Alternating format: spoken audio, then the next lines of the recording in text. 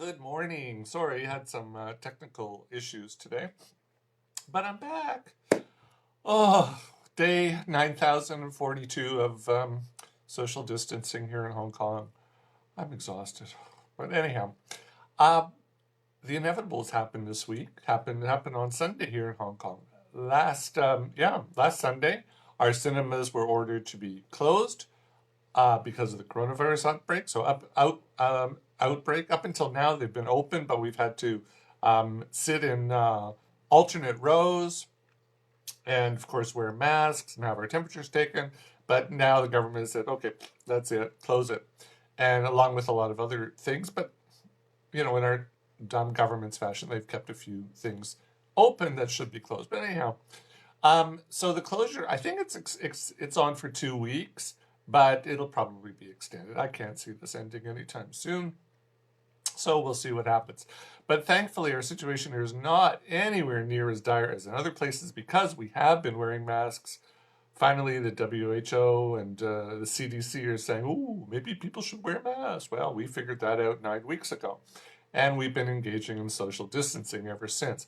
But it's still not good enough. So, with no new movies to review, I just decided to turn my attention to the small screen and talk about what's on the streaming services. And in case you've been living under a rock this past week, everybody has been talking about the new Netflix docu-series called Tiger King: Murder, Mayhem, and Madness. If you haven't seen it yet, I more than highly, strongly recommend you do.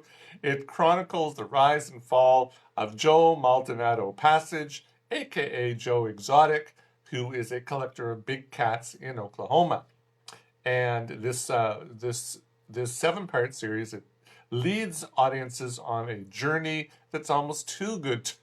It's too good. It's too crazy to be believed. It spins a sordid tale of murder for hire, cults of personality, polygamy, drug dealing, backstabbing, and a whole lot more. It's deliciously pure white trash Americana.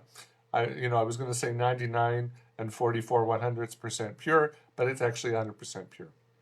So even more than Ivory soap. So as I said, if you haven't seen Tiger King yet, you absolutely have to. It's like watching a train wreck happen before your eyes.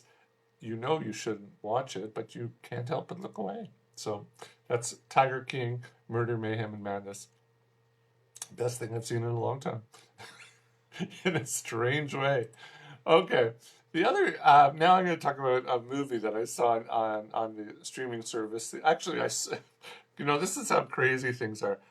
I watched it the other day, and I turned it on, and as the first 2 minutes going, I'm saying to myself, I've seen this movie before, and yet I couldn't remember what happened. I mean, just sort of, I remembered in broad strokes. And as I'm watching, I'm going, I've definitely seen this movie before. And I think I have. I think I saw it about 5-6 weeks ago, and I honestly forgot that I had seen it. So I watched it again, and I enjoyed it just as much the second time. So this is a movie called Honey Boy, and it is Shia LaBeouf's writing, I think it's his writing debut. I don't know that he's written any other screenplay. But honestly, if you've been following me for as long as I've been doing this, pretty much, which is what, 7,000 years, 5 years, 6 years, I am not a Shia LaBeouf fan at all. I've never understood how he got as far as he got in Hollywood. Never thought he was talented in the least. But this past year, in the past few months, at any rate, he's surprised me. He's surprised a lot of people, but he surprised me because he was in a fabulous movie called The Peanut Butter Falcon. Oh, I gotta sneeze. Oh God. Peanut butter. Wow. So he was in the Peanut Butter Falcon, and it was it probably will still come to Hong Kong at some point. It was supposed to come because I saw trailers for it a few weeks ago, and then of course, that got stuck. So it might, who knows, it might come, it might not come. But it is available on the streaming services, and if you haven't seen it yet, highly recommended The Peanut Butter Falcon. I've also reviewed it on my website, so definitely check it out. howardforfilm.com, howardforfilm.com. Anyhow, so now his other movie this past year is just as good. It's called Honey Boy, and as I said, he's written the screenplay for it, and he also stars in it.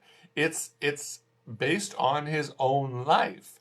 And the story is, well, I'm not going to tell you too much, but the story of his life is that he was a child star in Hollywood. Um, he started appearing on a Disney Channel show called Even Stevens, which I never saw. I actually never even heard of because I don't watch the Disney Channel.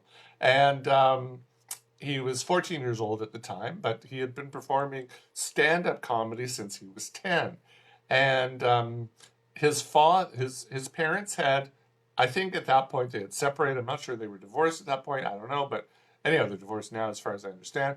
But his father, who I'll talk about the father in a second, but his father was his guardian slash handler, let's call it that.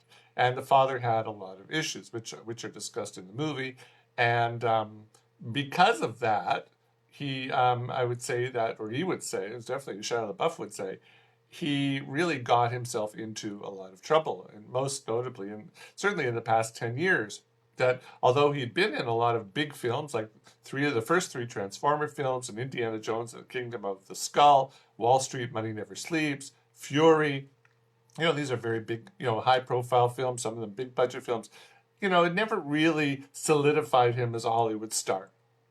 And but what sort of made him known in people's minds was what he did when he was not acting, when he was off stage. And just to give you an example, in the course of 3 years, from 2004 to 2007, he was arrested for disorderly conduct in public. He got married in Las Vegas by an Elvis impersonator and then got divorced less than 2 years later. And he was arrested again, this time for public drunkenness, disorderly conduct, and obstruction, I guess resisting arrest. And it was in this last one that, as part of his plea deal, he was required to enter a rehab facility to get a handle on his anger issues and substance abuse. And it was during that time, when he was in the rehab facility, that he decided to write a screenplay about his relationship with his abusive father. So that's the background. Now, about the movie itself, I still have to sneeze. Oh, God.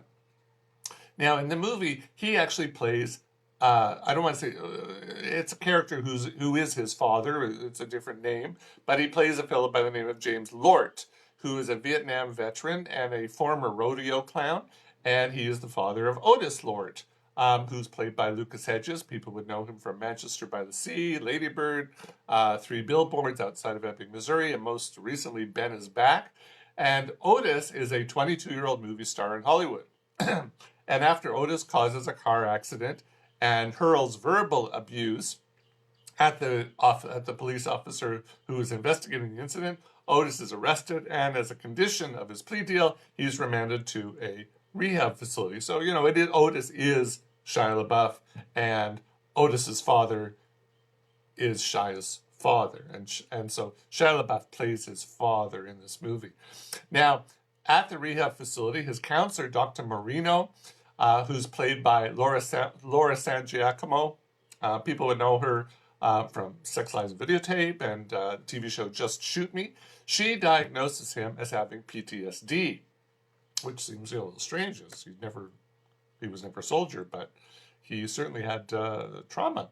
And she works with him to explore his past. And though he's initially resistant to what is called exposure therapy, Otis's memories of his life with his abusive father 10 years earlier, when he was an up-and-coming TV star, and at this point, in these flashbacks, he's played by Noah Jupe. People would know him from Suburbicon and Wonder and A Quiet Place, and when we ever get to see it, A Quiet Place 2, and Ford versus Ferrari. So these memories, they bubble up to the surface, and they help him to understand the roots of his anger. That's all I'll say about the story. Now, about the movie in general, I'd say LaBeouf, he knocks it out of the park. This is a deeply personal and cathartic story, and the writing is fabulous, and the acting is fabulous. He doesn't hold anything back in either. And I saw interviews with him, and people were asking him, "Has your father seen this movie, and what did he think of it?" And he said, "Yeah, he watched his father watch the movie on FaceTime, I guess it was, Like the father watched the movie and he watched his father on FaceTime, and the father liked it, but he said his father is the kind of person who would love to have the exposure, whether whether it's good or bad. So he said his father did like the film. Um, he has said, LaBeouf, he has said in interviews that this was a very liberating experience as he was able to exercise his personal demons. And that's evident both in the performance here and in the Peanut Butter Falcon. He's a whole different actor than he was. And at last, the rest of us can finally see what the execs at Disney saw all those years ago. They saw a lot of talent, which the rest of us were going, really? Shia LaBeouf, talented? And now we actually get to see that too. He is very, very talented. So he's working on, or he was working on, two new films before the coronavirus shut down Hollywood. I guess I'll have to wait a little bit longer before we get to see them. Now, the movie Honey Boy is directed by Alma Har'el, who she's better known for her documentaries and music videos. This is her first feature film, but it seems that they know each other. They know each other, or they knew each other. And when LaBeouf was in rehab, he had sent her rough drafts of his screenplay, and she saw the potential right away.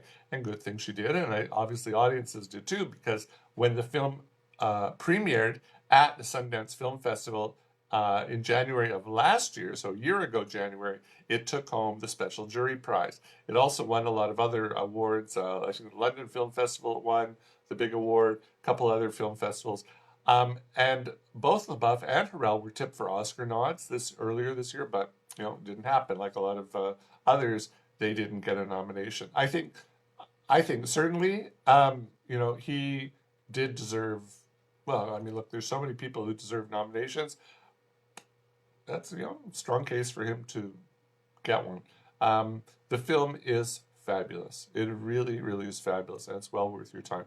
So, Honey Boy is available now for streaming on Amazon Prime. It's only on Amazon Prime because Amazon bought the rights to the film. It's available on DVD and Blu-ray elsewhere. It will come to Netflix and the other streaming services eventually. Just don't know when. They haven't announced it. But I think if you go to the Netflix page, it does say something that it's coming, or so I think they're negotiating, or maybe they do have a date in mind. I don't know. But right now, it's only available on Amazon Prime. So on streaming, or you can buy the DVD or Blu-ray. So certainly, if you have a chance, check it out, or when you have a chance, check it out. It's called Honey Boy, Shia LaBeouf. Big surprise, because I am not his fan at all. But between this one and Peanut Butter Falcon, I have to reevaluate what I think of this guy. Very talented. Who would have thought that I would say that? So that's it for this week. I don't know what I'm doing next week. I honestly don't know. But I'll be here. If I'm still uninfected, I'll be here. Be well. Stay safe. Wash your hands. Social distance. Wear a mask. You know what? If masks are in short supply where you live, sew yourself a mask. Wear a scarf. It does work. We proved it here. We've only had 802 cases in 9 weeks. It works. So forget what the CDC or the WHO is telling you. Masks work. Have a good week. Have a good weekend. Be safe.